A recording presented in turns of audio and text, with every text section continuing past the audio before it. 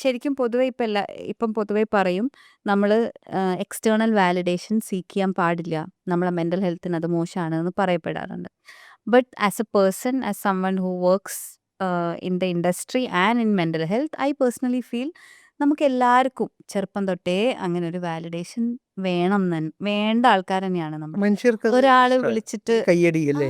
നല്ലതായിരുന്നു ഒരു സാധനം, അല്ലെങ്കിൽ അത് നല്ലായിരുന്നു കേട്ടോ എന്ന് പറയുമ്പോൾ സന്തോഷിക്കുന്ന കുട്ടികൾ തന്നെയാണ് നമ്മൾ എല്ലാ സമയത്തും എന്ന് തോന്നിയിട്ടുണ്ട്. അയച്ചേട്ടന് എത്രത്തോളം ഈ ഈ വാലിഡേഷൻ, അല്ലെങ്കിൽ ഒന്ന് വാലിഡേഷൻ, രണ്ടാമത് ഈ സോഷ്യൽ മീഡിയയുടെ നോയ്സ്, ബിക്കോസ് നമുക്ക് എപ്പോഴും നമ്മളെ കമ്പയർ ചെയ്യാനുള്ള ഒരു ടെൻഡൻസി ഉണ്ടാവും വേറെ ആക്ടേഴ്സുമായിട്ട്, വേറെ മനുഷ്യന്മാരുമായിട്ട്, വേറെ ആൾക്കാരുടെ ജീവിതമായിട്ട്, വേറെ ആൾക്കാരുടെ കാറുകളായിട്ട്, വേറെ ആൾക്കാരുടെ വീടുകളായിട്ട്. അപ്പോൾ എങ്ങനെയാണ് ഇതിനെ ബാലൻസ് ചെയ്യുന്നത്? എന്നെ ബാധിക്കുന്നത് വീണ്ടും തിരിച്ച് അതിലോട്ട് പോവല്ല. എന്നെ ഇപ്പോൾ കാറോ ഡ്രസ്സോ ഒരു പൊസസ് ചെയ്യുന്നത് വെച്ചിട്ടൊന്നും it doesn't affect me. Oh. I do enjoy school. ഭക്ഷണം ആ ഭക്ഷണം ഭയങ്കരമായിട്ട് എന്നെ ബാധിക്കാറുണ്ട്. ഓക്കെ. കാര്യം നമ്മൾ ഭക്ഷണം രാത്രി കഴിക്കാൻ പാടില്ല. അത് ഒരു 7 മണി കഴിഞ്ഞാൽ ഭക്ഷണം കഴിക്കരുത്. അത് ഭയങ്കര ഒരു നിയമം പോലെ കൊണ്ടുവരേണ്ടതാ. നിങ്ങളുടെ ആരോഗ്യത്തിന് ഒരു നിയമമാക്കണം. നമ്മൾ ഈ പുകവലി ആരോഗ്യത്തിന് ഹാനികരം എന്ന് പറയുന്ന പോലെ 7 മണി ശേഷം നിങ്ങൾ ഭക്ഷണം കഴിക്കരുത്. ആ സമയത്ത് നമ്മൾ 10 മണിക്കോ അല്ലെങ്കിൽ 9 മണിക്കോ ഒക്കെ ഇരുന്ന് കാണുമ്പം ഈ ഫുഡിന്റെ വീഡിയോ വരുമ്പം നമുക്ക് എൻസൈംസ് ക്രിയേറ്റ് ചെയ്യും. Created ആവും. നമ്മുടെ വയറ്റിലും എൻസൈംസ് ക്രിയേറ്റഡ് ആവും. മനസ്സിൽ ഫുഡ് പോൺ എന്നാണ് അതിന് പറയുന്നത്. പോൺ എന്ത് രീതിയിലാണോ നമ്മൾ ഇതാക്കുന്നത്, which is A very bad habit. ഞാൻ കണ്ടിട്ടുണ്ട്, ഇല്ലയെന്നില്ല. പക്ഷെ കുട്ടികളിലോട്ട് ഇത്രയും മോശം ഒരു ഇൻഫ്ലുവൻസ് കൊടുക്കുന്ന ഒരു കാര്യമില്ല. ഇപ്പം ഇതെല്ലാം നമ്മൾ കണ്ടു കഴിഞ്ഞ് നിർത്തിയപ്പം മോശംസ് പറയുന്നതല്ല.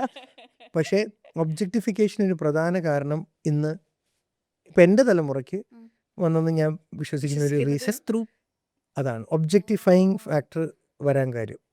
അപ്പോൾ അതുപോലെ ഫുഡിന് ഞാൻ ഒബ്സർവേഷൻ ക്രിയേറ്റ് ചെയ്ത് കാര്യം ഒബ്ജക്റ്റിഫൈ എന്ന് പറഞ്ഞു കഴിഞ്ഞാൽ ഇതിലൂടെ ഇത് മാത്രമേ ഉള്ളൂ. അതെ അതെ അതെ അതെ അതെ. പിന്നെ ഇപ്പോ ചോയ്സസ് പലതാ. അതെ, ഇപ്പൊ നമുക്ക് റിയലി ഒരു ഹ്യൂമൻ ബോഡി നമുക്ക് അടുത്ത് കിട്ടാനുള്ള പോസിബിലിറ്റീസ് ഉണ്ട്. എനിക്ക് തോന്നുന്നു ആ ജനറേഷൻ അത് ഉണ്ടായിരുന്നില്ല. ഇല്ല, ഇപ്പം ഞാൻ ബോയ്സ് സ്കൂളിലാണ് പഠിച്ചത്.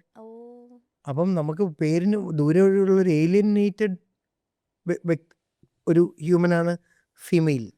അല്ലെങ്കിൽ അവിടെ ഉണ്ടായിരുന്ന ടീച്ചേഴ്സേ ഉള്ളൂ ഒരു അതർ ജെൻഡർ. അപ്പം അത് നമുക്ക് മനസ്സിലാവില്ല. ആ ക്യൂരിയോസിറ്റി ഏറ്റവും കൂടുതലുള്ള ഒരു പ്രായമാണ്. ആ സമയത്ത് ഇൻട്രാക്ഷൻ കട്ട് ഓഫാണ്. അല്ലെങ്കിൽ എൻ്റെ ബോയ്സ് സ്കൂളിൽ നിന്ന് വിടും, സൊസൈറ്റിയിൽ എന്തോ ആൺ പെൺ സൗഹൃദം സംഭവിച്ചിരുന്നോ? ഇല്ല. അപ്പോൾ ക്യൂരിയോസിറ്റി ഹ്യൂജാണ് അല്ലേ? അപ്പം ആ ക്യൂരിയോസിറ്റി സോൾവ് ചെയ്ത് കൊടുക്കുന്നത് എങ്ങനെയാണ്? കൂട്ടുകാർ നല്ല ഇതിനെക്കുറിച്ച് ഒന്നും അറിയത്തില്ല, പാവങ്ങൾ അവിടുന്ന് ഇവിടുന്നും പിന്നെ അവന്മാരുടെ ഏതെങ്കിലും ചേട്ടന്മാരിൽ നിന്ന് അവന്മാരെ ഒളിഞ്ഞു കേട്ടതോ അല്ലെങ്കിൽ അല്ലേ അറിഞ്ഞതായ ഈ മുറി ഇൻഫർമേഷൻ എന്ന് നമുക്ക് ഷെയർ ചെയ്യും. അത് ഈ മറ്റേ പാസിങ് ഇത് പറയില്ലേ, ഇവിടുന്ന് ചെവി പറഞ്ഞു ഇവിടെ എത്തുമ്പോൾ ആ പറഞ്ഞ ലൈൻ തന്നെ മാറിപ്പോവും. അങ്ങനെ അത് പാസ്സായി എത്തും. അങ്ങനെ ഈ ഓരോ റോങ് ഐഡിയാസൊക്കെ വെച്ചിട്ട് ഒരു നാൾ തൊട്ടാണ് ഇതിനുള്ള എക്സ്പോഷർ സ്റ്റാർട്ട് ചെയ്യുന്നത്. അപ്പോൾ ഇവൻ ഉണ്ടാക്കി വരുന്നൊരു ഒരു ഇമാജിനേഷനും സ്ത്രീകളെ കുറിച്ച് ഉണ്ടാക്കുന്ന ഒരു കോൺസെപ്റ്റും ഒരു എക്സ്പെക്റ്റേഷനും ബേസിക്കലി അപ്പോഴത്തേക്ക് ഒബ്ജക്റ്റിഫൈഡ് ആയിപ്പോയി. പിന്നെ നമ്മൾ എന്ത് ചെയ്യാനാ? അതൊരു മാനസികമായ ഒരു അവസ്ഥയാണ്. അത് സെയിം വിത്ത് ഫുഡുണ്ട്. ഈ ഫുഡ് നമുക്ക് എൻസൈംസ് ക്രിയേറ്റ് ആകുമ്പോൾ നമുക്ക് വിശപ്പ് വരും. അപ്പം അത് ആണ് സോഷ്യൽ മീഡിയ എന്നോട് ചെയ്യുന്ന ഏറ്റവും വലിയ ചതി. ബാക്കിയൊന്നും എനിക്ക് പണ്ടോട്ടേ പറഞ്ഞ പോലെ ഈ ഞാൻ കൂടുതലും എൻ്റെ ചിലവ് വന്നിരുന്നത് was on food and cigarettes. അത് രണ്ടുമാണ് ഞാൻ ചിലവാക്കിയിട്ടുള്ള കാര്യങ്ങൾ. ഡ്രസ്സ് പോലും വാസ് വെരി മിനിമൽ. വണ്ടിയും അങ്ങനെ ക്രൈസുള്ള ആളല്ല. അതുകൊണ്ട് തന്നെ എനിക്കിതാണ് സോഷ്യൽ മീഡിയയിൽ പ്രശ്നം ഉണ്ടാക്കുന്ന കാര്യങ്ങൾ അല്ലേ?